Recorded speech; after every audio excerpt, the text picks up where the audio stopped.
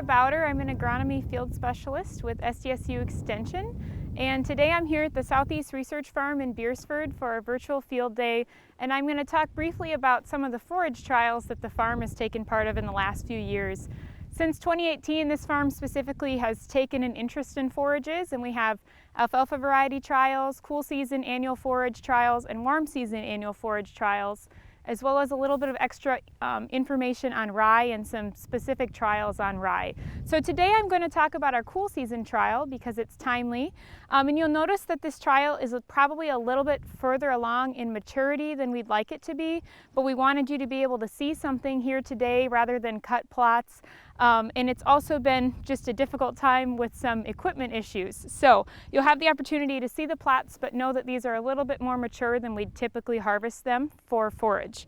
The first plot here is annual rye grass, and you can see it's gone to seed, so a little further along, but it does give you an idea of what annual ryegrass can do. The plot's pretty well established, and you can get reasonable tonnage out of these particular crops because they are a grass. So we do see quite a bit of interest in annual ryegrass in South Dakota. The only big issue with ryegrass can be that it will persist oftentimes, so people do have concerns about getting rid of it after they're done with it and not seeing it the next year. We put in some yellow sweet clover. A lot of people think of sweet clover as a weed, but in this situation, sweet clover can actually be a very high quality forage. You'll notice that there are some oats underseeded with it as a nurse crop to just keep the weeds out, but the sweet clover is in there and it looks quite nice. We also have some forage barley. The important thing about forage barley is that we usually see pretty good yield and tonnage. The quality can be comparable to oats depending on the year and the weather, but one thing to make sure you do with forage barley is avoid awns or bearded barley so that we don't have issues with lump jaw or pink eye, especially if we're grazing. In this case, these will all be clipped and weighed as if they were baled, or we could consider it a grazing fraction. We can figure that as well. Next we have some hybrid rye. The variety is called Pro Power, and you can see that the rye makes a really nice carpet along the soil surface. And hybrid rye, when it does well with early cool season temperatures like we had this year, it took off fairly well, but in the heat now it may have slowed down some. But it does tiller out, and it basically makes a nice solid carpet on the ground, does help keep some of our weeds out, so that's a real advantage of hybrid rye. Sometimes it can be a little difficult to establish depending on the year. We have 3 mixes in this plot, and this is mix 2, which has oats and barley, pea, and kale, all at 25%. So if you look through the mix, it's a little difficult to see, but we have everything pretty much at maturity here. Down below, the peas are crawling up through the oats. And you can see some kale. The kale maybe didn't do as well here, but our grasses did very well, which we would expect. This is a saddle grain oat. This is a South Dakota variety of grain oat, and we typically see nice yields with these grain oats. You'll notice that the oats all together across the plot are a little short this year. We've had some really high temperatures, and I think that just pushed them along too quickly. Also, from a very cool time to a very hot time quickly can change the plant physiology and cause some issues. But the grain oat is typically going to be a great yielder. When we put these oats as a nurse crop with our other plots, we see the yield go up. It does help with tonnage, not as much with quality as some of our other grasses, but it does help with tonnage and can make a nice feed, especially for beef animals. Moving along to the medium red clover. Clover is a very high quality forage crop typically, but we do see some issues with establishment depending on the year. We had a nice cool spring starting out this year, which really helped the clover get established.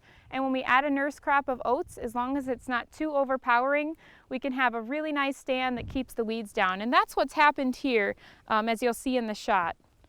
As we go to kale, which is a newer interest forage crop in this area, this particular variety is called Bayou. The kale is similar to our other brassicas like turnip, radish, Winifred brassica. We see high moisture content, maybe higher quality, but we'll see a lot of water in these crops, so they'll appear to yield high, but our dry matter content is going to be lower.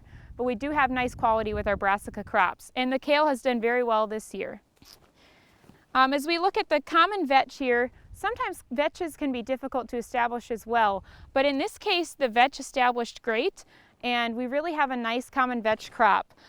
It makes nice mixes. We don't typically see it as a standalone option, but it's a legume and it can stand alone in a plot just like this. It did pretty well. There's a little lamb's quarter in the plot, but all in all, this vetch stand is very impressive, and I would probably attribute that again to the nice cool spring weather we had early on. Crimson clover is going to be similar to our red clover, high quality, sometimes slightly difficult to establish, but all in all a very nice crimson clover crop. As you look up close, you'll see that it's starting to head. This is actually a very pretty crop. People like to have it in their flower gardens and things like that, but it's also a legume, so it does make a nice feed and it returns some nitrogen back to the soil. Here we have some purple top turnip, one of our very common brassicas that folks like to plant. It's typically inexpensive, and when you're looking for a more inexpensive cover crop or forage crop, this can be it. But it is important to keep in mind that these brassicas, like I said, they're wetter, so they're higher in moisture, they're going to have lower dry matter, but they may have nice quality for feed. Radish, these radish plots have actually gone to seed. They're much further along than we typically want them to be for harvest, but it's kind of interesting to see what it looks like when it goes to seed, and these established well like the brassicas and the turnips behind me did.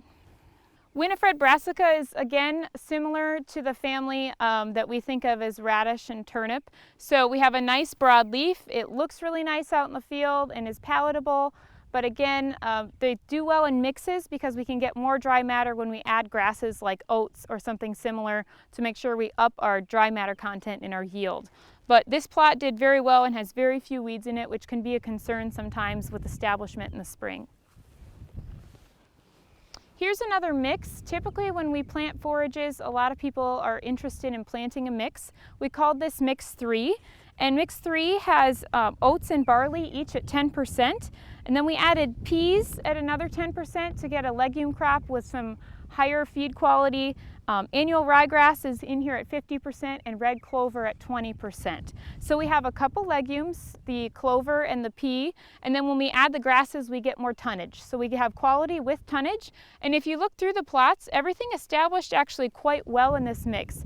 We don't see as much clover as I'd like, but that's fairly typical. Sometimes it has a hard time competing, and getting just the right amount can be tough to figure out. But that's why we do these projects, and I think mix 3 would be a great mix for feed value.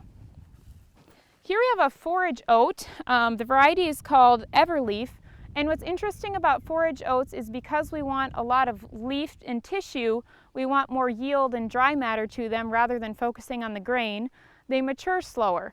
So you can see that these oats are not near as far along as the grain oat that was used in all of these nurse crops in the oat plot.